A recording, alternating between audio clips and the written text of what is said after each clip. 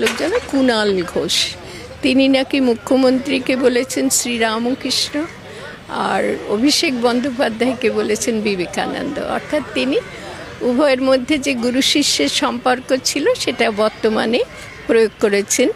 অর্থাৎ মমতা শিক্ষামন্ত্রী ব্রাত্য বসু বলছেন মমতা বন্দ্যোপাধ্যায় চৈতন্যদেবের উত্তরসূরি, চৈতন্যদেবের উত্তরসূরি বলেছেন। আমি এদের কথা খুব একটা গুরুত্ব দিই না। এই ব্রাত্য বসুকে আমি ব্যক্তিগতভাবে চিনি,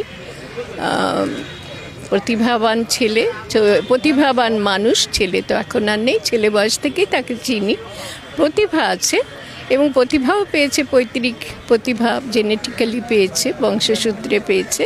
কিন্তু মানুষ হিসাবে এইরকম নাগরিক যদি দেশে আরও 10 জন 12 জনও থাকে, তা দেশটাকে ধ্বংস করার জন্য যথেষ্ট। এই সমস্ত স্থাবকদের থেকে শতহস্ত দূরে থাকাই ভালো।